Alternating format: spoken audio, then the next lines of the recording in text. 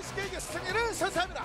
역시 KT는 이번 리프트 라이벌을 통해서 확실하게 발전했어요. 게임, 뱀픽, 운영, 플레이 완벽했어요. 이게 하나 된 모습이죠. 이런 모습을 원했던 거고요. 1년 안에 이렇게 많이 성장한 게 저도 좀 놀랍고 운이 좋았던 것 같고 팬 여러분들이 많이 응원해 주시니까 더 잘 되는 것 같아요 이제.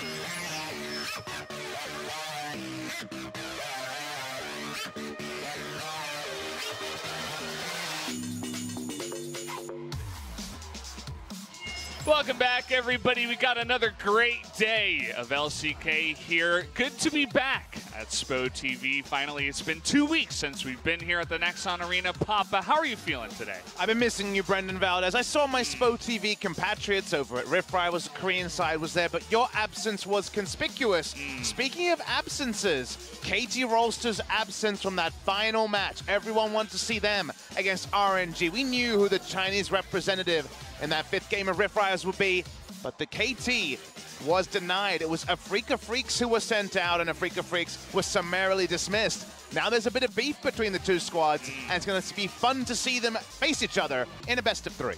Yeah, it said at the beginning, you know, it's a fierce battle in the middle of the rankings here at LCK, and it's kind of weird to say, right? Usually, even last split, the two teams here we have tonight, they went to Rift Rivals because they were top 4, but this time, it's 4th place versus 5th place, and it's a very big win that they need because right now, with Griffin coming in really hot up at the top of the rankings, Hama Life getting the new sponsor, the former Rocks Tigers, and now they're looking so much better. That's 2 extra spots that are being taken away from these other big names.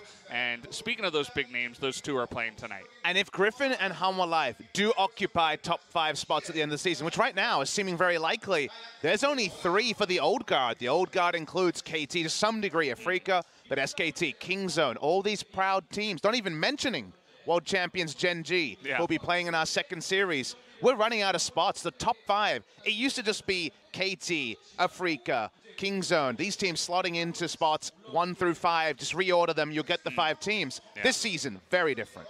It is very different, you know. It's kind of gotten very hard at the top, right? At the bottom, it's gotten a little bit softer, I feel. I feel like this season of LCK, it's really like 8 teams, and then Jinair's hanging on by a thread, and then BBQ's kind of just down and out at this point without a win. So, but all the other teams, they definitely could make it into the playoffs, even SKT, even though they're not looking that great so far. I mean, Jinair only 1 match behind SKT, so we have the free chicken at the bottom. Sadly, BBQ basically, well, they're not mathematically, but basically stuck in relegations, and everyone else, Jinair making a late run, probably not going to happen, but Jinair getting out of relegations, very possible. So with all that parity, with 9 teams who could take games off each other, we're in a really interesting spot. Even tonight, who your favorites are, I think, can be left open to interpretation for tonight's matches. Yeah, I think that this first match should go to 3 games. I feel like it's very evenly matched, but it's KT.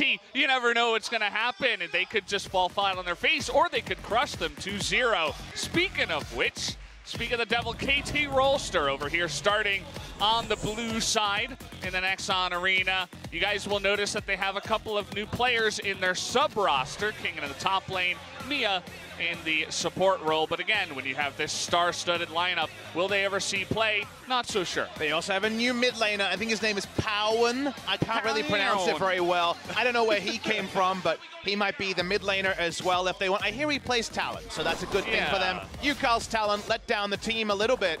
KT Rolster, they're 6th, and they came off a very strong Rift Rivals. 4 wins, 0 losses. A lot of people lamenting that they didn't play in that final match. But they're not even top 5, and right now, they feel like a strong 6. You do feel in your head like they'll be in playoffs, but right now, what's in your head doesn't always match the reality, and KT need to start winning sooner rather than later. Yeah, they absolutely do need to get this win up against the Afreeca Freecs that are going to be over here on the right side. Currently in 4th place, I believe. Genji sitting at 5th, so it's really thick right here in the middle of the pack at LCK. And look at this, we're gonna have Mowgli coming in to start up against KT Rolster instead of Spirit. Definitely an interesting decision by Afreeca.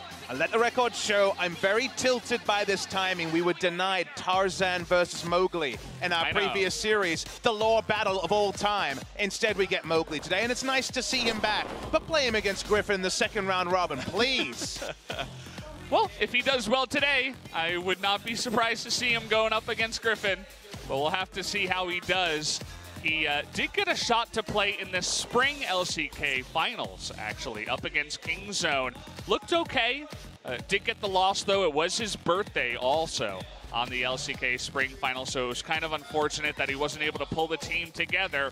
But we'll see how he does tonight. Felt like it was Keen's birthday with some of those quadra kills and penta kills that he and Khan picking up at Rift Rivals. Big performances on the Darius there. I want to see him on the new Aatrox, but remember, Afreeca has been staunchly banning Aatrox on blue and red side. Yeah. Looking over to Rift Rivals, we get to see the trends as we've had our 2nd Rift Rivals be completed. I've already been talking this week so far about the hangover for the Rift Rivals teams. Currently 1 match win and lots of game losses there for the Rift Rivals teams. Think of last year, it wasn't much better. So the teams that go over, they lose the ability to have the scrim practice in Korea, to stay in familiar settings and just be away from playing so often. And right now, it has been hurting the teams. It really does speak to the level of the Korean teams, I feel also. If you're here, you're scrimming every single day for multiple hours a day, and you have all that time, you're not traveling, you're not getting tired, you're not going to any after parties, you're staying in the house, and you're just practicing. The numbers speak for themselves, and we'll see how long the hangover will last this time around. Currently, it's looking a little bit worse, actually. 1-4 compared to 4-4 for last year. They are good, but why are they in 6th? There's a pretty apt way to describe the KT Rolster problem, and there's a lot of different explanations. Predictably, their transition to the mid to late game has not been great. Their early games have largely been strong, but their drafting has also been a bit all over the place in Korea. They were summarily beaten by Hanwha Life Esports. That was not a close series. KT always have plenty to work on. I'm going to be looking to see if Score can pick up the Kindred and put on some great performances. Yeah, definitely one of the newer picks that we've been seeing on the current patch after the buffs that she did receive. It's definitely an interesting one. We've seen a lot of botched drafts recently. I definitely feel like the drafts are a little bit more important as everything's just changing so fluid in recent time with all the different changes and the new meta that we do have. But let's take a look at the Afreeca Freecs. We don't engage in fights unless it seems good for us. And I suppose that's true. Definitely a bit more of a careful team. Certainly no MVP on the Rift. Haven't necessarily been as impressed with their drafts either, Valdez. They've got a lot to work on as well. They are starting Mowgli, as you mentioned, which is definitely a change in terms of identity. He's only played 2 games of Skarner and a game of Graves, so he's been very much on the sidelines this season. I think Spirit's been a little bit inactive in some recent games. He's been farming. You think of the Sejuani game and that match against RNG where all of his lanes were losing. He didn't have much to show. Tucson is usually the man who makes it happen, the man who's known for his engages. Less of the Tom Kench, please. That's the one pick that we look at and say, surely any other champion, any initiator fits him better than the Tom Kench he's really struggled on. Don't show us Tom Kench. I know it's pretty good. The current situation, even on the red side, we've been seeing a lot of Sejuani first picks. On the blue side, it's definitely very enticing to pick up the Tom Kents, especially as Afreeca is starting on the red side. But we'll see if they go back to their roots. I mean, you could have had this same title for Tucson a year ago when he was really popping off and he was the big initiator for his team. Nothing has changed. But let's take a look at the focused matchup up into the top lane, Smeb versus Keen. Some generic information here. We all know that Keen is the national top laner. Smeb has been looking good recently. Weirdly, it's the Mundo priority that's different. Smeb has been able to pick up the Mundo more recently, 4-0. Keen played his first Mundo game, didn't show much. I think Keen needs counterpick to be able to really allow Afreeca to play their game style they've been playing in summer seasons different to his tank-only games in spring, whereas Smeb, predictably, he can be flexible, but he has critical errors, I think, more than a player of his stature is usually said to have. Yeah, it's looking good on the Aatrox and the Mundo. Those have been the two top picks in the top lane so far on the new patch. But Aatrox does tend to get banned a lot on the red side. I guess we'll talk a little bit more about that once we do go into the bans. We were talking about how Afreeca even likes to ban that Aatrox on the blue side. Keen maybe has stepped away from the new Aatrox. Smeb on your screen will be starting. I know people would love to see Rush. Sorry, Score, I should say. But Smeb on the mind. Score is going to be starting. Two Smebs? That'd be great. Might be better. You never know. But guys, we're ready to go into pick and ban. Let's do it for game one. Loading in here. I wonder if we'll see any of these new substitute players. If KT Rolster did not pick up the game one victory on blue side. The Vladimir flex ban. Going to see this increasingly against Griffin, and Afreeca Freecs are also a fan of the awesome dudes over the traditional 80 carries, so we will see that Vladimir. Yeah, and you'll notice the bans coming in on the red side. I feel like there's just 3 perma-bans, essentially. You see every once in a while, right, MVP versus BBQ, you see the Nocturne slip through, the Taliyah, maybe, but it's generally Aatrox, Taliyah, and Nocturne that you want to get rid of. It's been a while since we've had those 3 must bans on the red side, but I agree. This has been the trend we've been seeing increasingly this week.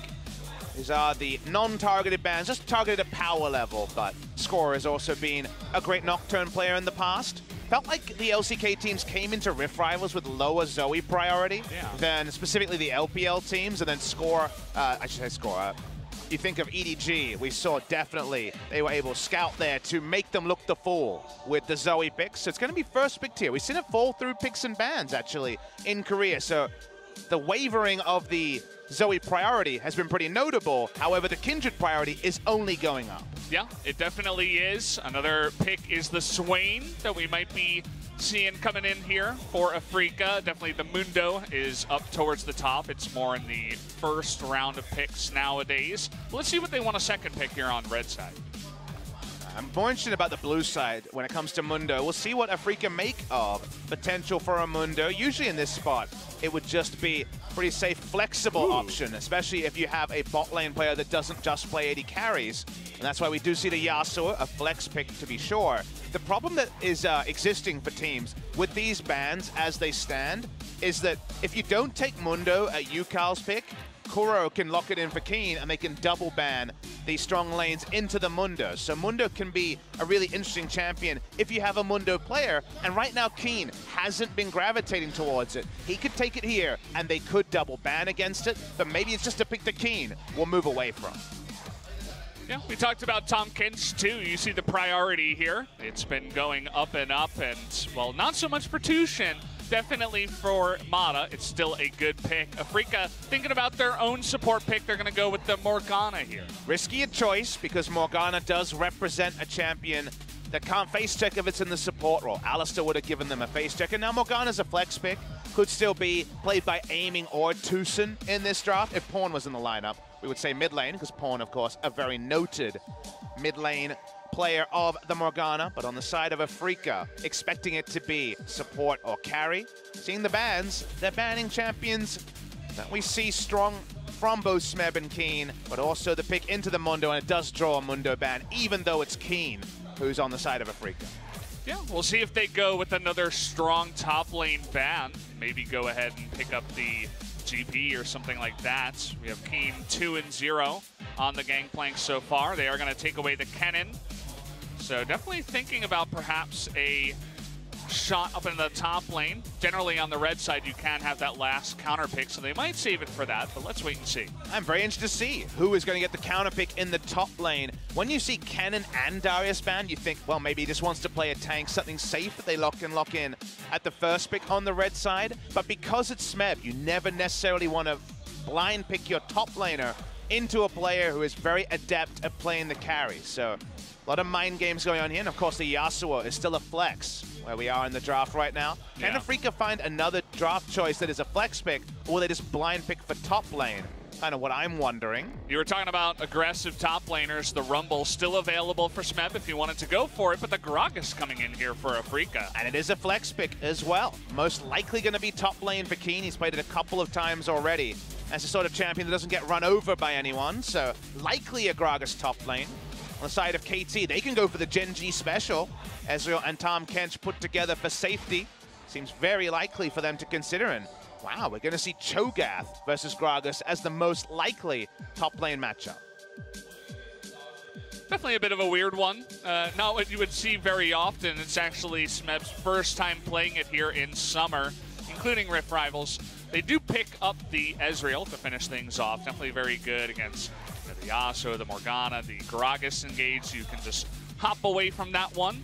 Good damage, rather, from range here with the Ezreal. Very strong siege comp from KT. They load up with 2 items onto the Ezreal and the Zoe poke, and they can have Cho'Gath, Trundle, and the Tahm Kench with disengage, and Kuro's just going to jump straight onto the Fizz. Second Fizz of the season after Lava played it. Bahamut Live Esports 1-0. It's another way to attack the mid lane Zoe, but it's not the Malzahar that we might see from Crown. It's actually going to be the mid lane Fizz. Cool to see. It's definitely a very interesting one. You talked about the mid lane. Fizz versus Zoe should be good, but then you think about throwing fishes onto anyone else. The Tahm Kench should easily be able to eat them up, save those other targets. Also, the Cho'Gath and the Trundle, not going to be very good targets in general. But we'll see if he can make something happen with that Fizz. And it does mean that they go away from Yasuo versus Zoe, which is actually a pretty decent matchup for Yasuo. It might not be dominant, but we've seen it many times picked into. And we end up with Yasuo and Morgana. Very interesting duo lane. Morgana can help push, but no knock-up synergy to set up the last breath in the bot lane. Happily, Gragas can throw his cask, and that's usually enough to get a last breath in a team fight, and the Fizz ultimate will also be a helpful one. But going for Yasuo Morgana, a bit of a hodgepodge duo against Deft and Mata on one of the most safe and reliable duos in Ezreal and Tahm Kench. Because it's Deft and Mata, you look at it and say, this could be a weak point for Afreeca. Yeah, definitely can be. Certainly Afreeca's lineup is not lacking any damage either. You have the Yasuo, the Fizz, and the Kindred. You have the burst there from the Yasuo Fizz. You have the Kindred for a bit of that 80 carry sustained damage from the jungle, as well as its utility. A couple of supporting picks in the Gragas and the Morgana. Whereas KT's lineup, they have that poke. You were talking about the siege is going to be very nice. You have the pillar, the Trundle Zoe combination we've seen has been very effective in the past as well. And if Fizz gets going, Kindred and Fizz invading sounds pretty damn scary for Score to deal with. Yeah. So Score's pathing, and indeed the level 1 setups when it comes to Scuttle Crabs and all the other things to talk about there. I feel like we're going to have a lot to uncover when we roll out the game. Yeah. So guys, we got the word. Game 1 is ready to go. Let's jump into KT Rolster versus the Afreeca Freecs for Game 1 here tonight.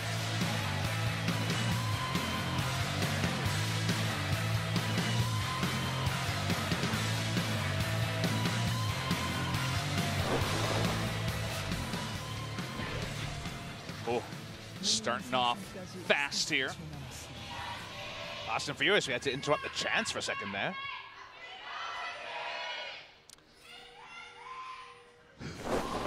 That one KT fan was not happy with the original cheer. Well, you know what I heard from that chant? I heard desperation, Valdez, and while it's only the first match of the second round robin for both Afreeca and KT, you sense the desperation. We talked about it in the pre-match rollout. These teams are not entrenched in the top 5. New teams like Hanwha and Griffin are firming as top 5 teams. So for KT and Afreeca, 2 teams who have been in the playoffs every season in memory. I'm talking about at least 4 or 5 consecutive seasons here for both. This is when you have to start turning around your season. And thankfully for them, because they both went to Rift Rivals, it means one Rift Rivals squad will actually win today to join Kingzone as the only other Rift Rivals squad who's won this season, this week. Yeah. But while one team will win, another one will lose. So we will have that eventually go to 2 and 5, regardless of who does take the victory in this matchup. Man, looking at this Afreeca composition, it almost feels like solo queue, except the top laner would probably have to be Fiora or like Jace or something like that. It's the only way it would make true sense for solo queue. See the binding hitting, but Sure, that's going to be fine. Just looking at the jungle pathing here, it was a red buff start for Mowgli, but he wants to go for the bot side scuttle. Reason for this is because he desperately wants to provide coverage for his duo lane, and of course the happy coincidence that it's also going to be the marked scuttle. But getting any assistance he can for the Morgana Yasuo is very important for Mowgli, because he doesn't want to spend too much time bot side if he doesn't have to. Yeah, been playing a lot of Kindred recently. It's a lot of fun, actually. Yeah, I agree. Trying to gather the marks, and it definitely puts a lot of focus on the jungle versus jungle matchup. You know, trying to get in there, get your own marks, out-jungle your opponents. And after the 2 sets of buffs on 8-12 and 8-13, you basically know that if you all-in another enemy jungler, you almost certainly win unless it's a very edge case, like Pantheon, maybe Elise. You can be outplayed, but in general, you have an insane skirmishing advantage over the meta jungle pool. So you definitely feel powerful when you're playing that solo queue Kindred. Yeah. Solo queue, it's good. It's good here in competitive play as well. It's one of the things I do like about all the changes to the patches and stuff. You get all these quote-unquote new champions coming out here in LCK because you just don't see them very often. You know, the Swain coming back, the Heimerdinger, the Kindred coming back, and even Fizz tonight here for Kuro. Now let's uncouple the why, because it's not just, hey, Fizz is pretty good into Zoe, because that's been true for a long time. There hasn't been any changes to Fizz that would really big up his potential in this matchup. The actual change is the Kindred Valdez, because the moment you lock in Kindred, you see a Trundle, he's going to have a skirmishing advantage. You know that you're going to have a strong jungler, so you're going to win the 2v2 in many cases. Yeah. The Kindred allows picks like Kassadin in the past and Fizz here a bit more reliability, because you can either invade with your jungler or rely on your jungler to cover and help in 2v1 or 2v2 scenarios. So the stronger your jungle pick that you can blind pick early in the draft, the more risky your mid lane pick can be, and you just rely on the Kindred to do the heavy lifting in the early game. Yeah. We were expecting perhaps the counter pick in the top lane as part of the reason. You know, we did see the Cho'Gath coming up here for Smeb, but instead, Afreeca just went for that safe Gragas and then saved the counter pick for the mid lane later on. Does tell you a lot of information that they believe that Gragas can be blind picked and get through any lane, and I tend to agree. Very, very safe. The buffs made him even more reliable in lane, can trade with 1 point in his W. You can max the body slam second, and that means you're having significantly less cooldown. It's actually 2 seconds per level if you're connecting with an enemy champion or an enemy in general. So it does end up being more maneuverability. The fat man, he's been at the gym, he's been working out, and now he's more limber than ever. Yeah, doesn't really show, but he's got no mana at the moment. Yeah, look at this. Cho'Gath definitely good in his own right at skirmishing, especially up against melee tanks up at the top side. Having his way up there. It's Spo TV. We're back here, so we do have the Scuttle Crab counter. Afreeca Mowgli was able to get the first mark on one of the Scuttle Crabs, but at least the Trundle here for score is able to pick up the third one. And with the World Cup final tonight, it's one of the last times to use our soccer terminology, football terminology. Let's annoy everyone and appease everyone at the same time. Good. It's 1-1 at the moment. 2-1, I should say. Oh boy. KT Rolster looking good. Who you got for tonight? France versus Croatia. I think the obvious choice feels like France. They definitely have a lot of very talented members in the front line. I don't really know what to call them. I don't know what their positions are called, but central midfield winger. They run striker. The left winger up in the top side. Yeah, he seems pretty good. Mbappe. They run really fast. That's the thing I noticed about France. That would be my analysis. A lot of people were calling for our World Cup cast. I don't think I would do very well. I guess I could be the play-by-play over there. I guess we should discuss this, because we haven't been around for a long time. We know very well, Atlas and I, that we would be cricket commentators together. Yeah. What would you and I be? Would we be baseball commentators? Baseball?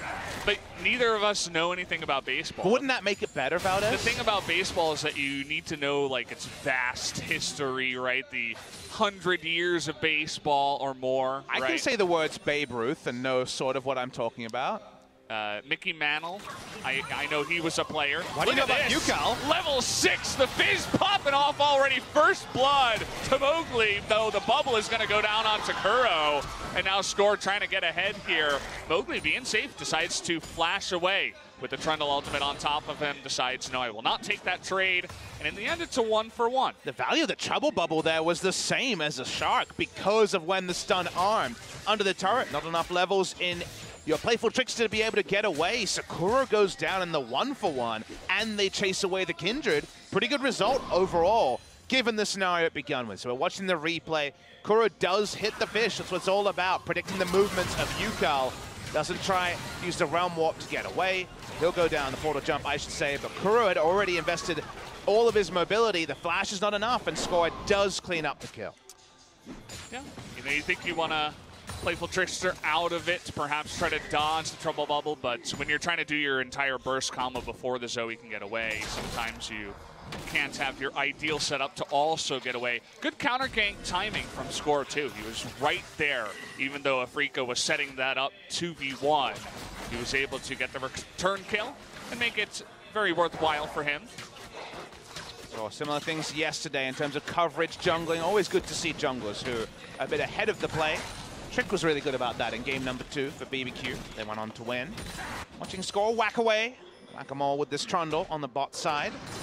And Score is really about loss minimization, and because he's against the Kindred, doesn't want to skirmish Kindred. If he's not in the right spot, he's probably not going to be contributing too much, so reads the play well. That's the Score way.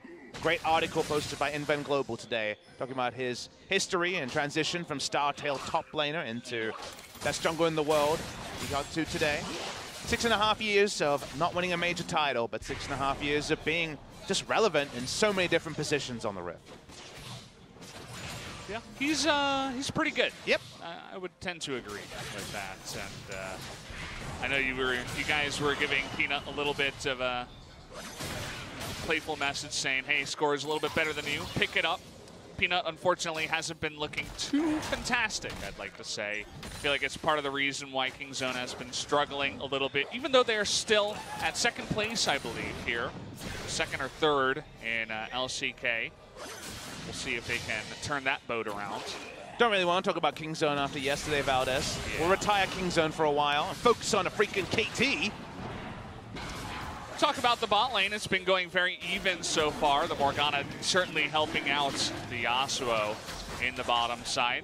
And Zamata just forced to play a little bit more passively. They're not really going ahead and being aggressive in that lane. And you were talking about this duo, Mowgli and Kuro on the Fizz Kindred, going to be able to take control of the mid lane and take the first drink.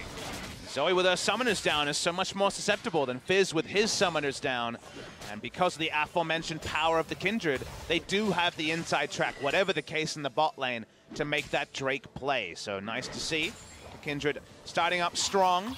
Saw a couple of Kindreds fall behind and be a non-factor earlier in the season, but Kindred is consistently jumping up, and you wonder if the Kindred bans start to have to come out on blue side if you're not willing to first pick it.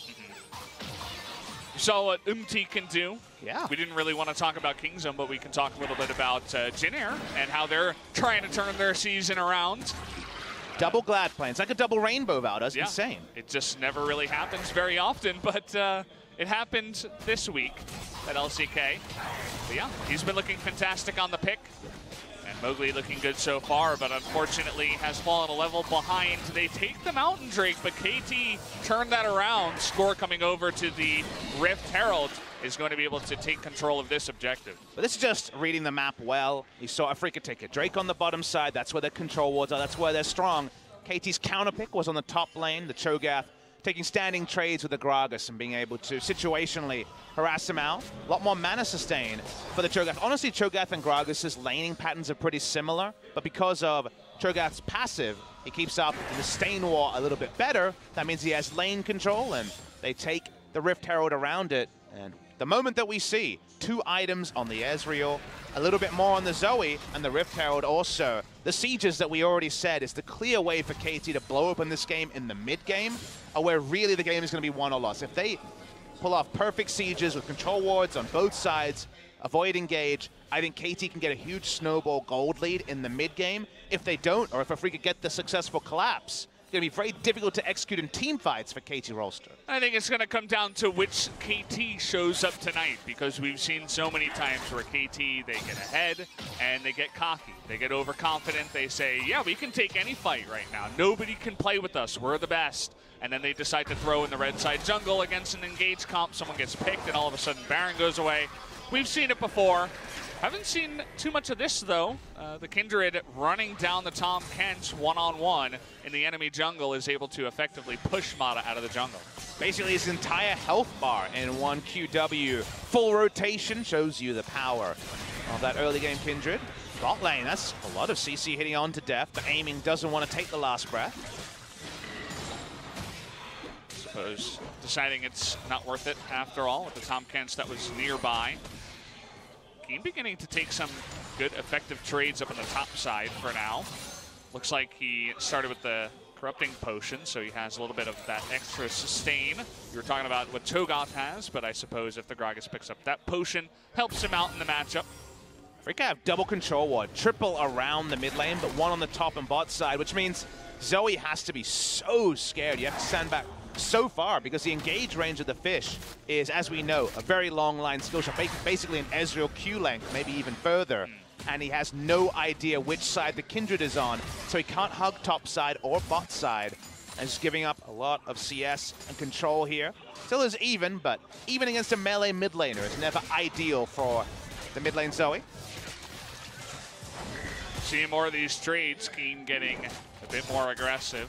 I'm getting a little bit excited for those trades as it looks nice, but I suppose Smeb shouldn't be going down. Big rotation by Afreeca. They want to take the first turret here, and they notice that Tahm Kench is out of position, so they want to get this turret, but you'll notice that score in the mid lane with the Rift Herald going to lay that down, try to trade the mid turret, which is better in terms of positioning and map presence, but they will lose the first blood turret to Afreeca. As general analysis, you're completely correct, but do consider you are trading Deft and Mata's turret for the mid lane turret. And Deft and Mata, if they take first turret, you trust Mata to take over the map on a Thresh, even on a champion like the Tahm Kench. They rotate so well when bot lane is unlocked. For once, their turret goes down first. We almost never see KT lose bot turret first or even draft their bot lane first because they always want to get Deft and Mata unleashed on the map.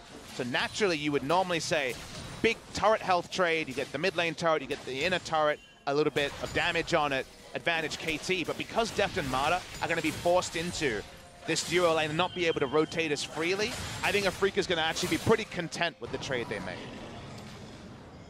Yeah, does open up the Asuo to push his lane, begin to edge towards the mid lane and try to set up plays with perhaps the Gragas and the Fizz. It's an immense amount of burst damage, and you even have a little bit more of a rope to go ahead and try to dive or do a little bit more risky stuff because you do have the Kindred with you if it does end up going into, you know, 5v5 fights. Pretty intriguing itemization choice by Kuro. You almost never see Zhonya's rush on the Fizz. It's definitely going to be a lower damage build, but it seems like he realizes that there's actually damage on all other members of the team. Even Morgana does some decent damage to assist, so he's putting trust in being a utility Fizz to begin. He thinks the fish in the right spot's going to be enough, and going for the more defensive choice to open up. So the Lich Bane going to be delayed till probably second item. Yeah. Just talking about it when the draft was going on, you know, Kindred and Yasuo already net yourself so much damage. You mentioned the Morgana as well. Now it looks like Afreeca, they're not really scared to go for the fight. Really nice trouble bubble here onto Mowgli. Is going to have him disengage. Watch the Gragas. He's actually going to be rotating first. Cho'Gath being a bit greedy, staying in lane is Smeb. Yeah. Ends up being not much of anything to do at all, as Afreeca decide they're not ready to take the engage. They were a bit delayed by Mowgli getting hit by the bubble, and the push was happening down the bottom side with Deft, and so they'll just return to their lanes. Gragas to the top, Yasuo to the bottom. We do have the second Drake that has spawned here. KT with position on it now. May want to consider that Cloud Drake. Read on the draft is that KT need to be the proactive team. So at this present point, losing out on the map is not what Afreeca want. They know this game could turn if they lost 3 or 4 kills and a Drake at this point in the game, and their teamfight comp may never come online. So they're happy enough to go back, pick up farm, fall back, and continue to slow down the pace of the game, whereas KT, they They're just looking to get their lanes in the right spot to actually start the sieges they've set up for. Smeb going to be a bit cheeky, steal the Rift Scuttler. Nobody's focusing on the top side of the map right now because he had to push. He was able to get that small objective, but this is the objective we were looking at. The Cloud Drake, Zoe, Yucal, and Mata decide to recall, and Afreeca just take another free Cloud Drake to add to their mountain. Not a lot of team fight on the side of KT unless they're the first in position. They were out of position on the Drake for a long time. They had a ward over. They knew it was started, and they said, let's give it up. It's only going to be a Mountain Drake. It's not the biggest deal, so I think that's fine from the side of KT, but they need to actually be pushing towards what they want soon. They need to be making the next assertive move in the game. A lot of people were sitting on a lot of gold. We're just seeing some big itemization completions. 2 items on the Ezreal. There is the Zonias and the Sheen, so Lichbane on the way from Kuro. Let's watch for KT's setup. So I'm going to be looking for control wards, exclusive vision, and just problem-solving their way to actually getting these 2 outer turrets that so far are pretty damn healthy, all things considered.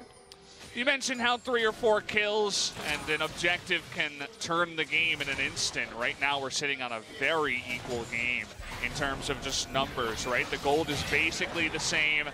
They have that fight now, though. A score coming in here. A really nice pillar is going to catch Tucson in a bad spot, but here comes the Fizz ult to knock Score back and save Tucson's life. Score just seems to be establishing position. No one was going to follow up on that. He's just trying to harass and make Afreeca a bit more predictable. Honestly, you might make a play like that if you score and hope to get, say, a TP out of Keen to get a teleport advantage. In the end, not able to get anything significant other than the Fizz ult. But in the meantime, Deft have been pushing on the bot side. You can see the Yasuo showing their respect, knowing that Score was bottom side. Deft playing a nice backer game, I suppose, just mindlessly pushing in the bottom side with the Ezreal. Tom Kent decides that he's not ready to fight until he gets that Muramana, perhaps. And is just pushing, pushing, pushing, ends up getting that bottom turret. And they get another nice objective here. And now you look back and say, if you're the Afreeca coach or even the KT coach, how did we get that outer bot lane turret? We got Cho'Gath to walk down from top lane. We had Score take a trade with the enemy and draw out some cooldowns. And in the meantime, Deft pushed. So it was actually a very bloodless way to get a big map objective. We were just saying, how does KT get down these 3 outer turrets? They only had mid lane down earlier. They're able to get a second one. Let's see if they also set up around top side and get Smeb out of this extended laning phase. Yep. So far, they've just been chilling up there. I'm curious to see the amount of marks that we do have on the Kindred. We have a Rift Scuttler spawn here, so it could be around 3, 4, and might just push him over the edge. Seems like he's been doing pretty well with the Kindred so far in terms of marks. Key numbers, as we know, 4 is the first big one. That gets you the 75 range, and then 25 attack and spell range increase per 3 marks. So 4, 7, 10 onwards. We saw Score hit, I believe, 13 or 14 when he popped off in that very long game here at the Nexon Arena, the last match against MVP before we went to Rift Rivals. So we'll see if we have a similar performance from Mowgli. It needs the game to go long. I was wondering if there was infinite scaling. There isn't, but eventually you can get to 750 range if you get enough marks, which would be just the most insane Kindred. Kindred already pretty strong. Once you get there, you're going to be chunking people down from massive range. You never want to let a Kindred get that bad. You guys have probably experienced it in solo queue recently. I know I have.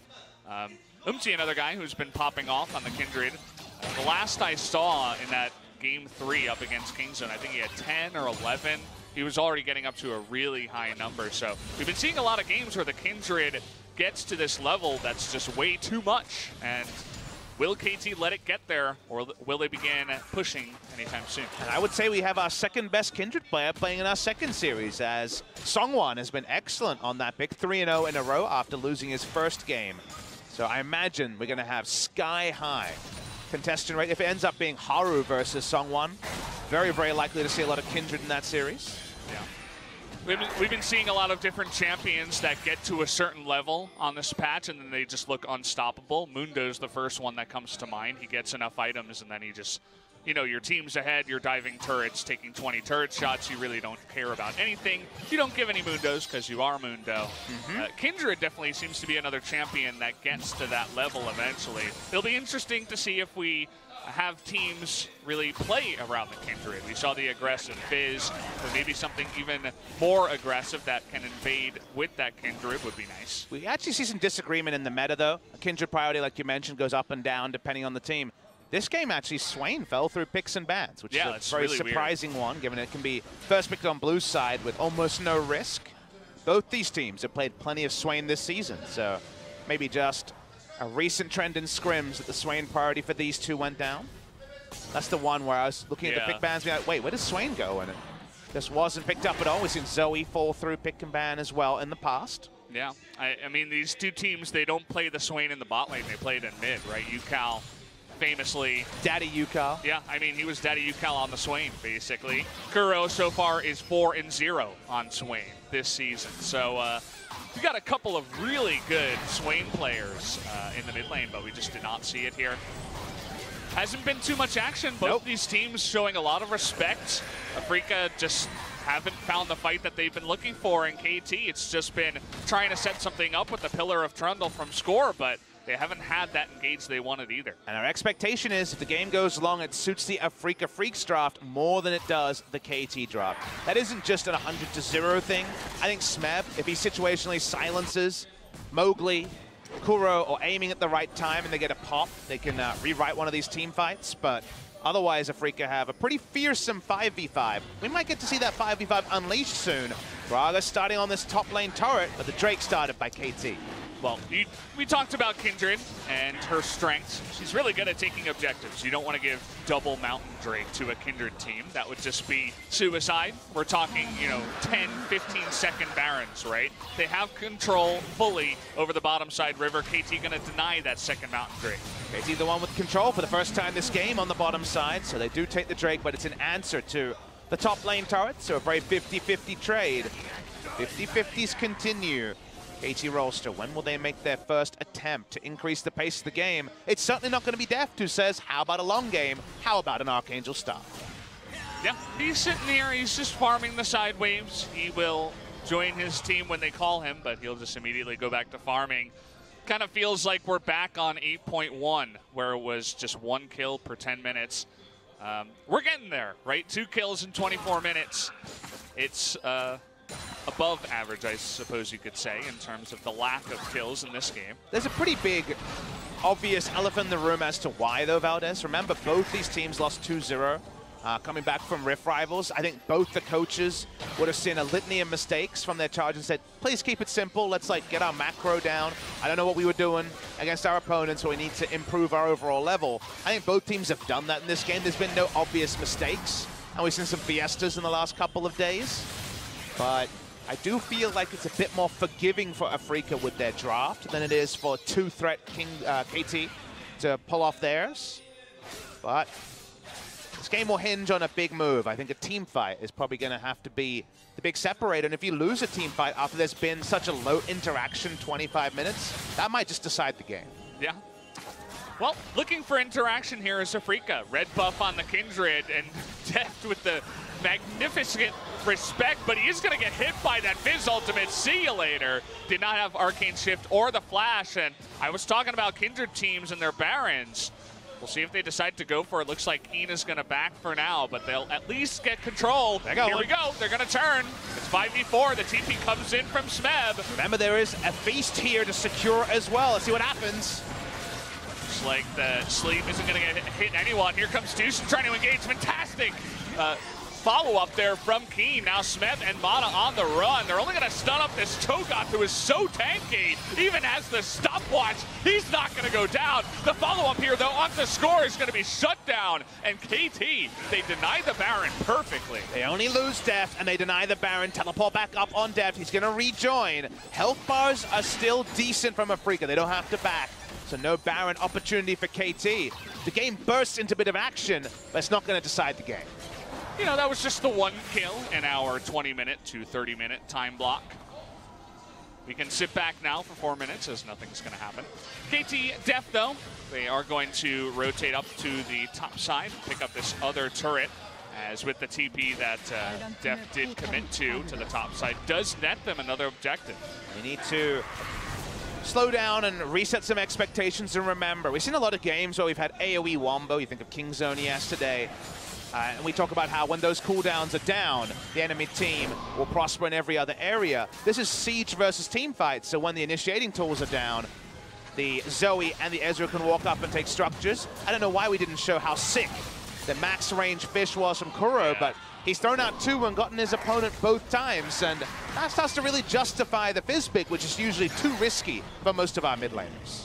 Yeah, I mean, you mentioned it was the second time we've seen it here in Summer. You need to have a lot of practice, right, to be able to pull off some of the mechanics that Fizz can do, but Kuro in some of the best shape of his life. He's been playing so many different picks in the mid lane. He's been very successful so far. Pulls out the Fizz, says, hey, I can play this too. It's very nice to see. He's always had a very wide champion pool. There are some picks he's historically struggled on, but I think spring season of this year, to me, was him answering those critics. The Azir, the famous one, that he actually was starting to draw bans against, and his one-off picks have been looking better and better. The Fizz seeming to group with that. So, a lot of credit to Kuro, a player who, you know, was seen as the 5th Beetle of the Rocks Tigers for a long time, coming into his own and being the captain of Afreeca. Speaking of Afreeca, they got that control over the Baron. Let's see if we can see a last breath this time. We didn't see one last time as Kuro is lying in wait. He's waiting for that flank. He's going to find Deft again. We are going to have Mata nearby. He does get the Devour, but the knock up there from the Yasuo is going to get the kill onto the top Kent. Deft does get away with his life, but Afreeca, they pick off another one. Yukal not done here yet. He's still trying to challenge. And Smeb super tanky in the front line. Looks like just 1 kill so far for Afreeca. They don't have the position on Baron to continue on to that. They'll just have to be satisfied with 1 more kill. But this 100% fish accuracy has been insane from Kuro. Gets his man. They had the ward to know that he was walking up. Predicts the very predictable pathing, and while they don't get Def, they get his best friend forever in Mata. Someone had to die for the sins of the Ezreal. Kuro goes back to the side lane. It's still not getting them objectives, but Afreeca know they're so close. It's definitely pushing in Afreeca's favor little by little. 1 kill at a time. It's not the most action, but again, these are 2 of the best teams that we do have. Afreeca was one of the teams that a lot of people were saying should be #1 here in Summer. Definitely looking good. KT has been trying to rid themselves of that inconsistency. Looking better over in international events. We'll see what they can do tonight. The commentary has been so weird. I was the one who said before the season started, yeah, Afreeca versus KT, that's my expected final. And then now there's people saying, we didn't have our best team at Rift Rivals, what about Griffin? There's been so much that's evolved. The meta is so different and has gone in different ways than you might have expected from the first day, that we really are very far away from knowing who the best team in Korea is. All you can do right now is say, well, it's Griffin, they've won the most games, and you can't disagree with that. Or you can say KT have some of the best players, and you can't disagree with that. There's a lot of declarative statements, but not a lot of answers. And that's why it's so fascinating right now, because we're no closer to knowing who the 3 representatives for Worlds will be from the LCK.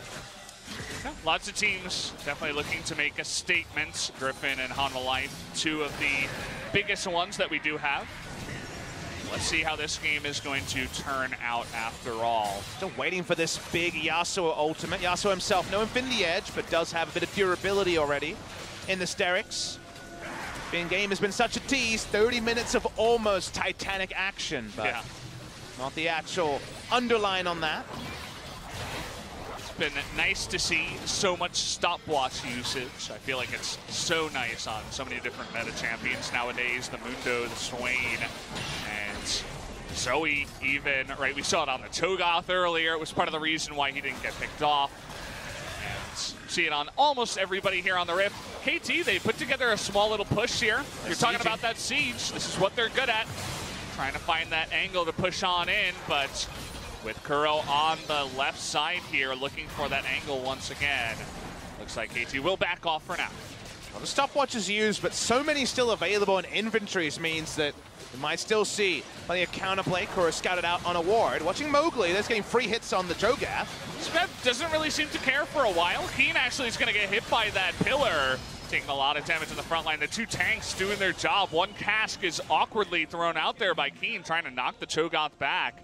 Had he done that, probably would have been a kill, but was off the mark on that one ability. Off the mark, and if he was just doing it lazily for the ultimate, I think Yasuo wouldn't have been able to complete a kill either, so not really sure what was going on there. Yasuo himself has gotten a very important timing. He will have his Infinity Edge for the next fight and still has the stopwatch for eventual Guardian Angel, but the stasis reset. Items are now there for Afreeca. This is where I think Afreeca will be very confident to take a 5v5 fight. Yeah, I think you're right about that cast, right? It's probably aiming in the chat, in the voice chat, saying, I'm really strong, guys. Try to set me up. I will do the work. And, you know, wasn't really executed perfectly, but you can see the idea they're going for. But actually, it could have just been no communication, throwing out the ult, and aiming saying, next time I have IE gold, I need to recall. That's also very possible, because he got IE seconds after the ultimate was thrown out. Again, we're just guessing, we're just inferring, but the fact that he was sitting on 2,000 odd gold suggests that there are better timings to go in, because you go in then, you lose the fight, and then you buy your IE, you might lose anyway. So probably smart not to pull the trigger. We did see the focus there on Tamogli, by the way. He only has 4 stacks so far in this game, so the last one he was able to pick up was that Rift Scuttler. Kuro in an awkward spot here. Looks like he should be okay, but Smeb looking to collapse into the red side jungle, but Tamogli saying no after all. Definitely debating going in here onto Smeb. You saw Kuro thinking about it. Tucson looking to land a binding, aiming nearby as well. If they could get a knock-up, maybe that would have been the kill, but Keen was in the mid lane. Kuro only now is revealed. They got the Banshee Veil off of Yukal. What a tease this game has been. I know, what is this? Super tense game so far. Basically, nothing has happened. A couple of picks by Afreeca, but then really good responses from behind by KT. A lot of the two tanks from the one from either side. They've been taking so much damage. Certainly, the damage per minute taken for these two champs has been a lot, but no kills so far onto them. Seraph's up on the Ezreal now, so has got the fully stacked double tier build. That being said, the ult hit Mowgli without clipping anyone else. It only did about 400 damage, so it's not going to be ending the game. Oh, they're looking for it. There's the knockup. They finally find the Cho'Gath, but Mata, he's going to be in position, and he does get that Devour. Means that he does survive, but the follow-up, the dodge onto score here, but he is so tanky with the Trundle ultimate. Now that poke coming through, aiming getting a little bit low here, as is Mowgli. Lamb's Respite is going to have to come out here. The turn, it only hits the Cho'Gath, and now they're on the run. KT looking for a pick, but even the Gragas looking to get away. Flashing forward here is Yukal. Can he even kill the Morgana? The answer is going to be no, and we are denied another kill here. Nobody has died. Insane that no one dies. Afreeca thought they had their timing, but flashes were off. They were under a turret. Here's the ult. Oh, well so missed. Close. Aiming freaked out a little bit. There was actually the outside chance if it hit Morgana, she could die. But they know Afreeca have recalled. Can they take the Baron? They have the Cho'Gath. That they do, and they have that one Mountain Drake. Look at how aggressive Keen is getting. He's looking to deny that DPS with the pass. Here comes Kuro looking for it, but the Feast comes in. Aiming on the backside. There's the stopwatch on Amada. He's looking for the knockup. He gets 2 people trying to get onto Death Fury. He is almost going to take him out. Kuro looking to finish the job, and he does. But he does go down himself. Mowgli still on the chase. He's going to be able to get that Tom Kent. And now Smeb looks like he's all alone. And aiming has hunted down Yukal as well. Should be the 4 kills going over to Afreeca. Only score surviving with the Baron. They beeline onto the Baron and say, let's just get it off the map. And they try to make an escape. They don't get the escape. The death timers are long, and I think the death timers might actually allow Afreeca to break the base.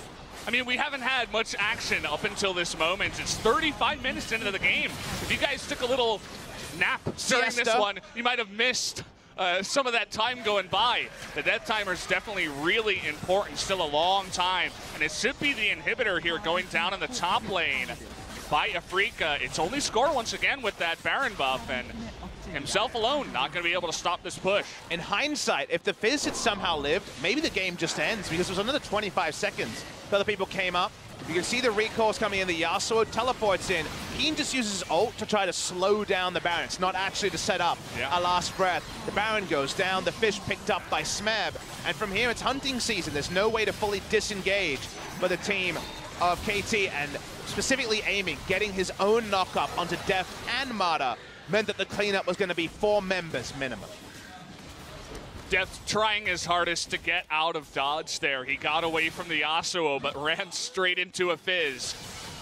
Even if he did not die to the Fizz, was looking pretty grim for the rest of KT. So, interesting spot we find ourselves in. Score might be looking to push with this team with that Baron buff, but currently the lead in the gold and items will go over to Afreeca. Let's take a look at some of the damage. Morgana not doing much, but the Gragas actually with massive damage in that fight.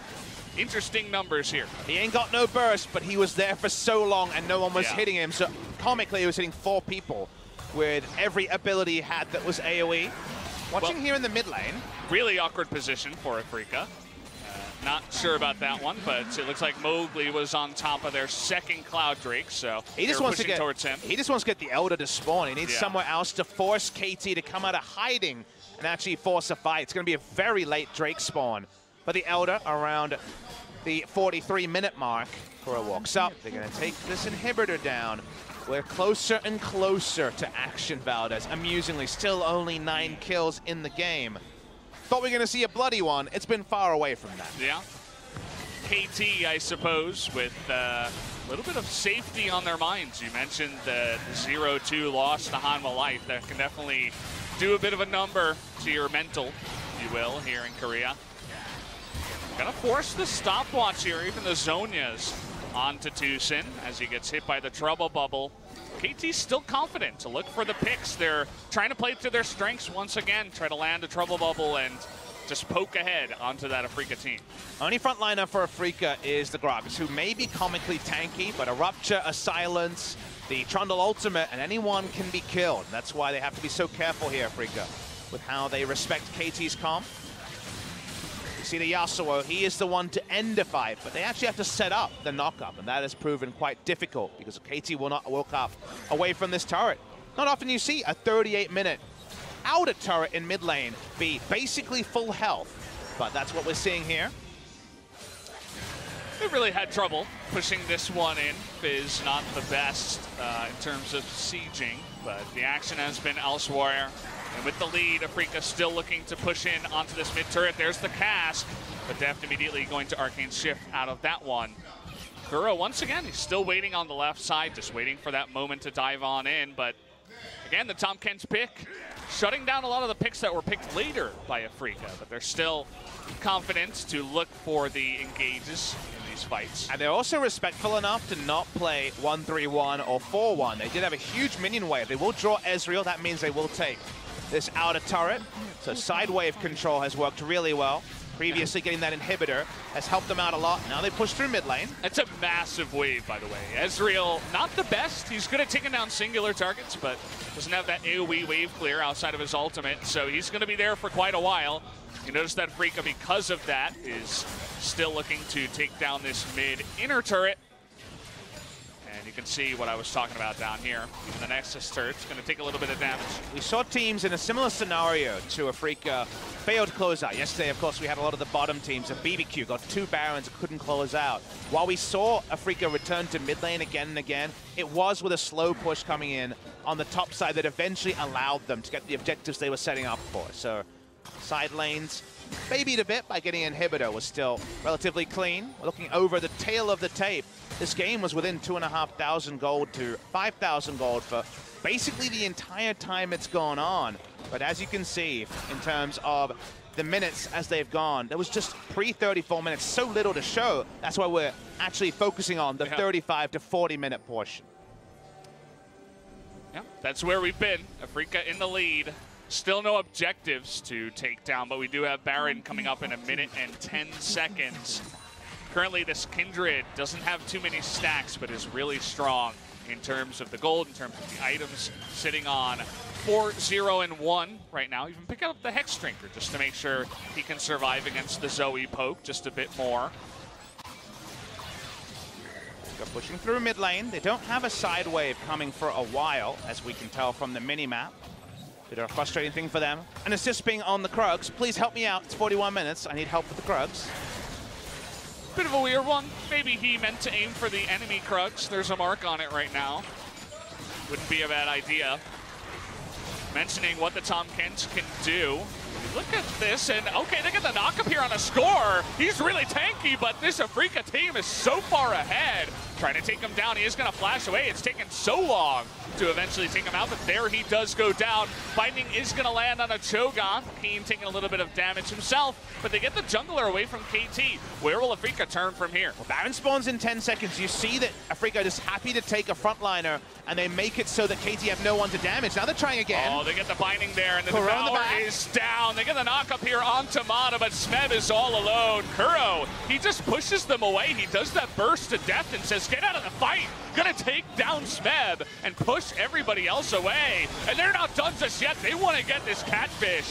Looks like they might be able to. There's the knock-up, and they're looking for more. The flash on into death as well. He's gonna get solo. Yukal trying his best to carry this team by himself, but it's not looking too lucky for him, as Afreeca gonna win the fight in a big way. They're gonna fall back. They're gonna take at least another inhibitor in the mid lane, you'd have to imagine, unless they actually have high priority elsewhere as Kuro.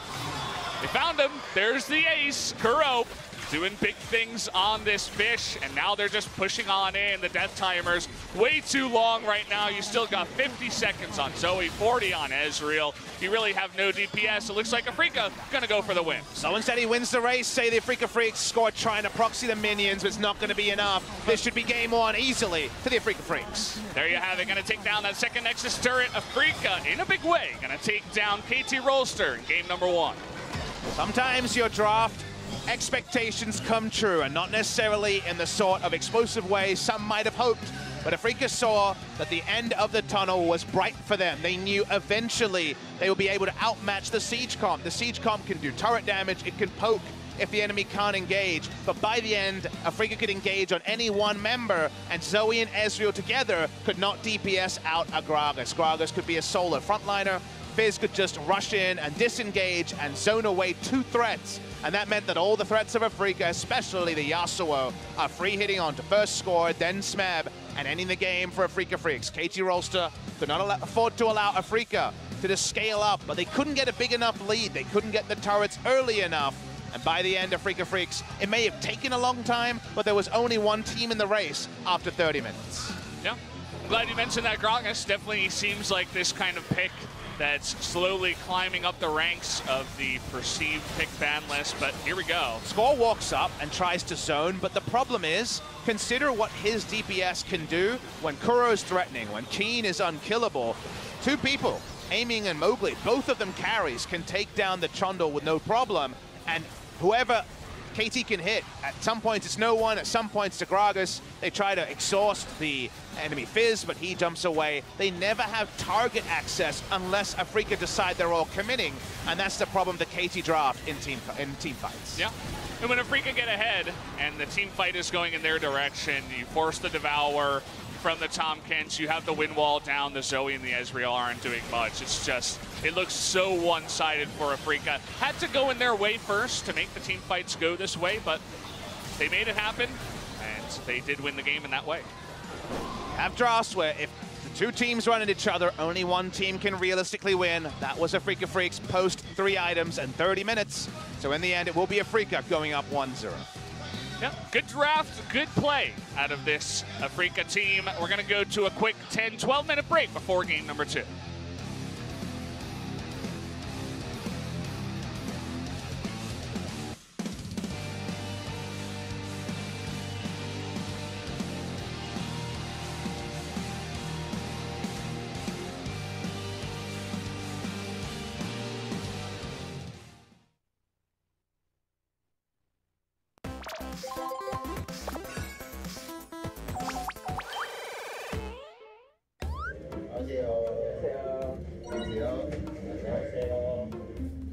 학교 다닐 때 7번이었는데 못 넣잖아. 왜 7번인 거지? 여기 7번. 번호수는 어떻게 했는데 너가 7번이? 하나더라고. 어릴 때는 키순이었잖아. 그거는 형 너무 옛날이에요. 아, 그래? 미안하다. 형 너 국민학교 때고. 저희랑 좀 세대 차이 나네. 저희라고 하지 마. 나도 그래. 아, 야, 우리는 키순이었는데 아쉽네. 나도 키순이었습니다. 너 뭐 했길래 폰이 빨갛냐 근데 뭐 벌써 했냐? 저요? 몰라요. 저 심하셨나봐요. 크리스마스 아니야. 아이고 누구보다 빨갛게 남들가는 범인이에요. 저 생긴 거 하는 거 우체입니다. 거기 보라 그래. 긴급 정보는 하나 얻었어. 하루가 핫도그 사 먹으러 갔어. 진짜? 뭐 말이 되나 이게?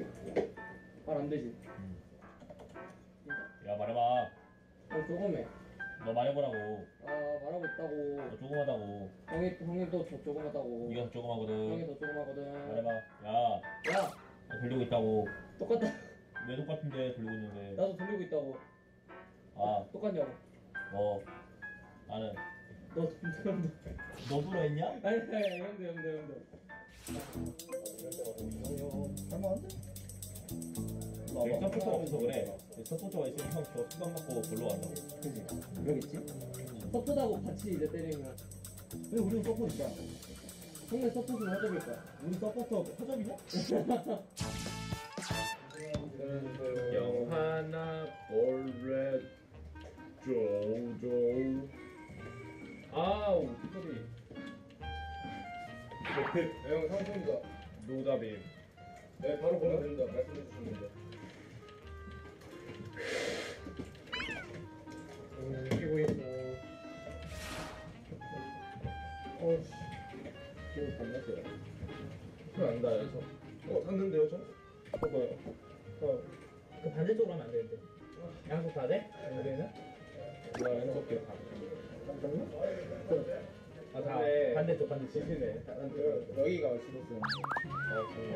집이네. 형은요? 택도 없어. 너랑 비슷해. 안 돼, 안 돼. 가서는 어디 가셨나요? 지금 화장실에서 똥 싸고 있어? 네. 이러면은 다른 세상 되게 여러분들 시간 되게 촉박해지는데. 밀리면 형 때문에 갑자기 떠올랐다. 혁기도 보내줘야 되는 거 아니야? 혁기는 저 처음 챌린저 찍을 수 있었을 때 한 판 남았는데 혁기가 애쉬로 트롤에서 탑 1차 도망갔어요. 같이 같은 조였는데 저 남이 하고 있었는데 이거 답 없음 이러면서 모빌 신고 애쉬로 그냥 탑 1차 따고 있었어. 시작이 시작했다. 남이에서 끝났어요. 뭐가 아닌데 탑을 왜 도망가는데 모빌 신고. 남이니까 바텀에 화나가지고 잠 못 자고 새벽까지 새벽도 10연패 했잖아 진짜로. 바텀에 러시랑이 있는데 아니요. 껌 어딨어 껌? 형이요? 껌 어딨어? 여기 있어요. 우리 써야 돼요 지금. 그래? 빨리 빨리 껌 맞춰야 된다. 껌 하나. 몇 개씩 찍어? 나 찍어. 예물을 본 건데